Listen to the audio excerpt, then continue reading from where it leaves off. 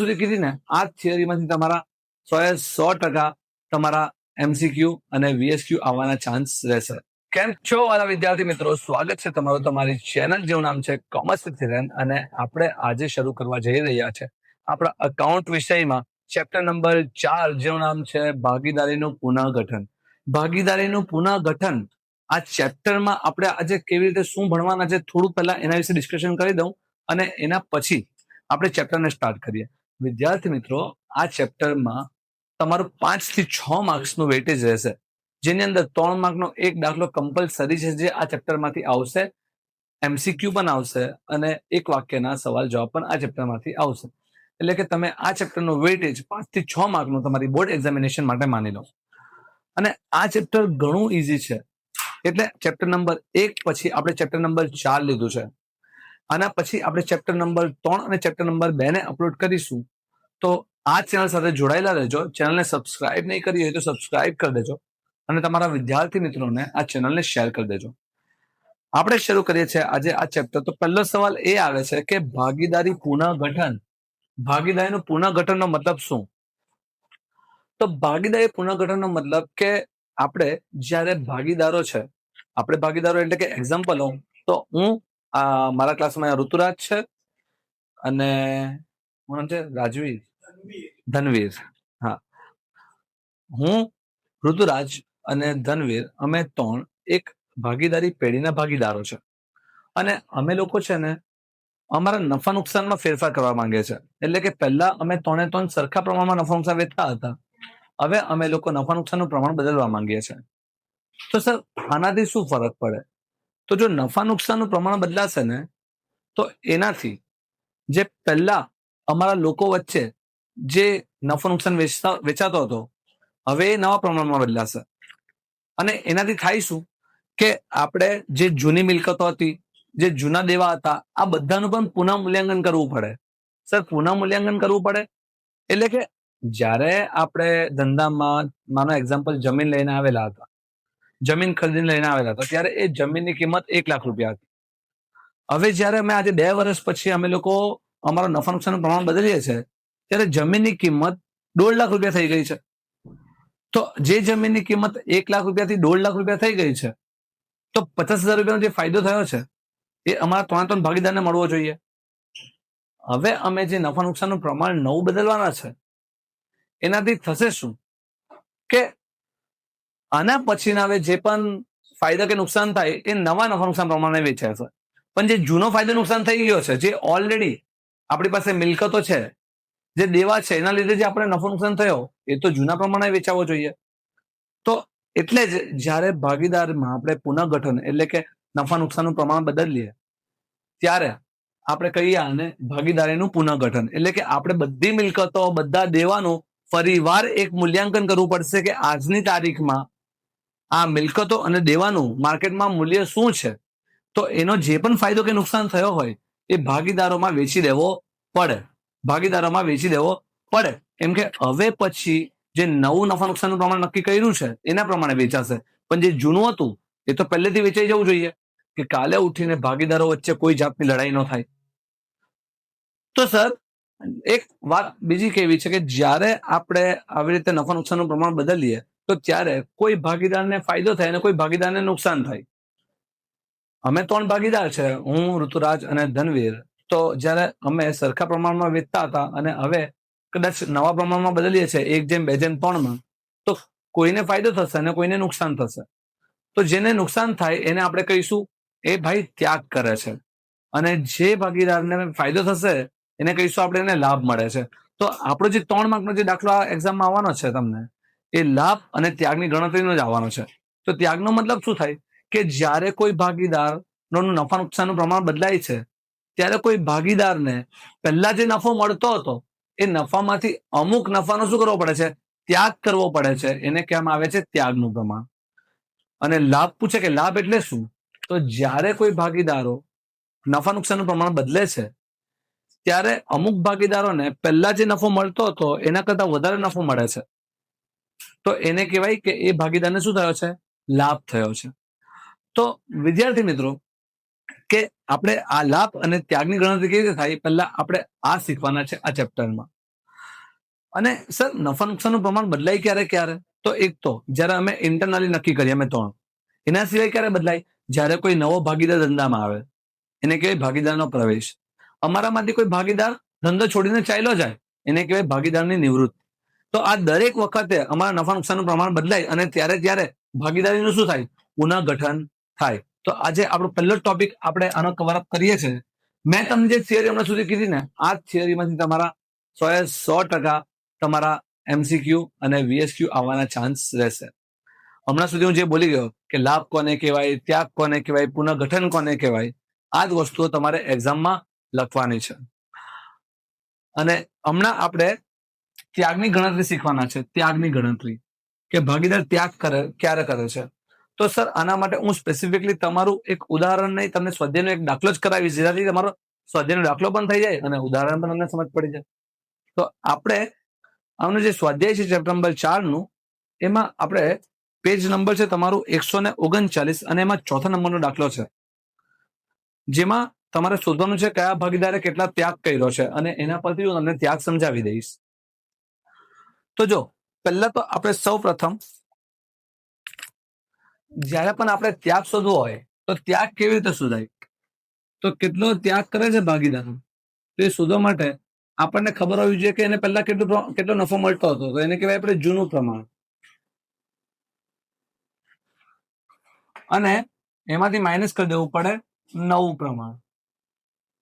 એટલે ત્યાગ બરાબર જૂનું પ્રમાણ માઇનસ નવું પ્રમાણ. સર આ આપણને ખબર કેવી રીતે પડે કે જૂનું પ્રમાણ શું હતું ભાગીદારો વચ્ચે અને નવું પ્રમાણ શું હતું નફા નુકસાનનું? તો એ તમને દાખલામાં ઓલરેડી આપેલું હશે.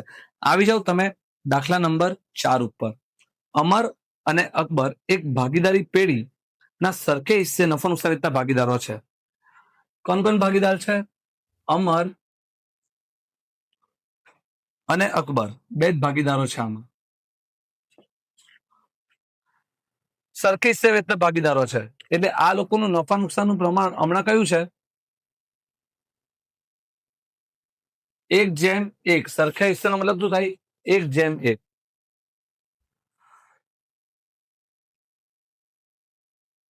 અને શું લખ્યું છે? બધા જ ભાગીદારોએ નફા નુકસાનની ફાળવણીનું પ્રમાણ બદલીને ભવિષ્ય માટે અનુક્રમે 3:2 નક્કી કરવાનું કર્યું છે. એટલે કે ભવિષ્ય માટે ઓલરેડી આ 1:1 પ્રમાણ ચાલતું હતું, એટલે આપણે એને કહી દઈશું જૂનું પ્રમાણ. અને ભવિષ્ય માટે એટલે કે એને કહી દઈશું આપણે નવું નફા નુકસાનનું પ્રમાણ. અને એ દાખલામાં તમને રાખવાનું કીધું છે 3:2. 3:2. તો આ નફા નુકસાનમાં જે ફેરફાર થવાનો છે એના લીધે અમુક ભાગીદારને ફાયદો થશે અને અમુક ભાગીદારને નુકસાન થશે, એ શોધવું એટલે જ કહેવાય ત્યાગ. તો ત્યાગ શોધીશું જૂનું પ્રમાણ માઇનસ નવું પ્રમાણ. આ આપણે દાખલો લખી દીધો છે. તો આપણે અમર અને અકબરનો ત્યાગ શોધીશું. તો અમરનો ત્યાગ બરાબર, અમરને જૂનું પ્રમાણ શું હતું? અમરને 1 મળતું હતું. કેટલામાંથી? કુલ 2 માંથી. એટલે કે જૂનું પ્રમાણ આવે 1/2. અમરનું નવું પ્રમાણ શું છે? 3 ભાગ મળે છે. કુલ કેટલામાંથી? 3 ને 2 5 માંથી. એટલે એમાં આવશે 3/5. સર આની આપણે ગણતરી કરીએ એટલે આપણે આનામાંથી માઇનસ કરીશું, પણ સીધું માઇનસ થશે નહીં. કારણ કેમ કે આના છેદ જે છે એ સરખા નથી. છેદ સરખા કરવા આપણે લસા લેવો પડે, એટલે કે છેદને સરખા બનાવવા પડે. છેદને સરખા બનાવવા માટે શું કરીશું? એક કામ કરીએ આપણે છે ને આ 5 ને 2 સાથે ગુણાકાર કરી નાખીએ અને 2 ને 5 વડે ગુણાકાર કરી નાખીએ, એટલે નીચે બની જાય 10. તો 5 દુ 10 અને અહીંયા 5 દુ 10, એટલે કે આના સાથે 2 ને ગુણાકાર કરું અને 5 ને 2 સાથે ગુણાકાર કરું તો નીચે છેદમાં 10 થઈ ગયા. પણ સર આને કરો અને ઉપરને નહીં કરો, એ ચાલે નહીં. એટલે જો તમે આને 5 સાથે ગુણાકાર કરો છો તો 5 સાથે આ એકને પણ ગુણાકાર કરવો પડે. અહીંયા 5 ને 2 સાથે ગુણાકાર કર્યો છે તો આ 2 ને ઉપર 3 સાથે પણ ગુણાકાર કરવું પડે. તો અહીંયા હું કરાવું તો આ થશે 5 એકા 5 માઇનસ 3 દુ 6 અને નીચે આપણે થઈ ગયેલું 5 દુ 10. આ સમજ પડી? તમારો જવાબ આવશે -1/10.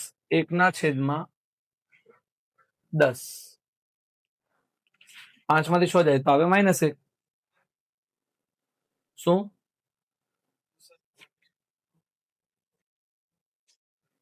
1/2 કઈ આવ્યું? જૂનું પ્રમાણ દાખલામાં ઓલરેડી આપેલું છે 1:1. તો લખ્યું કેવી રીતે કે અમારનું 1 છે, કુલ કેટલામાંથી 1 ને 1 2 માંથી, એટલે 1/2. અકબરને 3 છે અને આ 2 છે, એટલે 3/5. ક્લિયર? તને ખબર પડી ધનવીર? આમાં કોઈ ડાઉટ? સર હું ત્યાગ શોધું છું અને જવાબ માઇનસમાં આવે ને તો એને કહેવાય લાભ. હું જે શોધું છું અને જવાબ માઇનસમાં આવે તો એને કહેવાય અપોઝિટ હોય, એટલે કે લાભ. સર હવે અકબરની વાત કરું. અકબરનું જૂનું પ્રમાણ શું છે? 1/2. નવું શું છે? 2/5. અહીંયા પણ લસા લેવો પડે, એટલે કે અહીંયા પણ ગુણાકાર 5 અને અહીંયા પણ 2 સાથે કરવો પડે. તો અહીંયા ગુણાકાર 5 એકા 5 અને 2 દુ 4/10. તો અહીંયા આવશે 1/10. હું ત્યાગ જ શોધું છું અને જવાબ પણ મારો પ્લસમાં જ છે, તો આને કહીશું આપણે ત્યાગ. એટલે ત્યાગ બરાબર જૂનું -9 પ્રમાણ. તમે ત્યાગ શોધતા હો અને એનો ફાઇનલ જવાબ જો માઇનસમાં આવે તો એને કેવું પડે લાભ. તમે ત્યાગ જ શોધો છો, તમારો જવાબ પ્લસમાં આવે તો એને કહેવાય ત્યાગ. સેમ તમને અમુક વાર એમ પૂછે તમે લાભ શોધીને આપો, અને તમે લાભ શોધતા હો અને જવાબ જો માઇનસમાં આવી જાય તો કહેવાય એને ત્યાગ. અને તમે લાભ જ શોધતા હો અને જવાબ પ્લસમાં જ આવે તો એને કહેવાય લાભ. આઈ હોપ વિદ્યાર્થી મિત્રો તમને આ સમજ પડી હશે. તમે ખાલી આટલું કરી દો એટલે 3 માર્ક તમારા ઇઝીલી આવી જશે. 3 માર્કનો આ દાખલો છે કે જેમાં આજે આપણે ત્યાગ કેવી રીતે ગણાય શોધી દીધું. આ જ દાખલાની અંદર હું તમને લાભ કેવી રીતે શોધાય એ પણ ગણતરી કરીને સમજાવી દઉં છું. કે ત્યાગનું સૂત્ર શું આવે? જૂનું -9 પ્રમાણ. તો લાભનું સૂત્ર શું આવે? 9 પ્રમાણ માઇનસ જૂનું પ્રમાણ. ખાલી સૂત્ર ઊંધું. જો આમાં વાત કરું અમર માટે, તો અમરનું નવું પ્રમાણ શું હતું? 3/5. 3/5. અને એનું જૂનું પ્રમાણ શું હતું? 1/2. છેદ સરખા કરું તો અહીંયા 2 સાથે ગુણાકાર, અહીંયા 3 સાથે ગુણાકાર. 3 દુ 6, 3 એકા 3.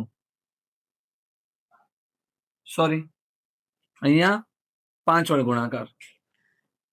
5 એકા 5/10. એટલે આવશે અહીંયા 1/10.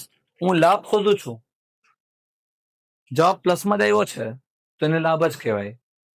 લાભ શોધું છું, જવાબ પ્લસમાં જ આવ્યો છે તો એને શું કહેવાય? લાભ. હવે અકબરની વાત કરું તો અકબરનું નવું પ્રમાણ શું છે? 2/5. અને એનું જૂનું પ્રમાણ શું છે? 1/2. છેદ સરખા કરીએ તો આને 2 સાથે ગુણાકાર અને 5 સાથે ગુણાકાર. 2 દુ 4, 5 એકા 5/10.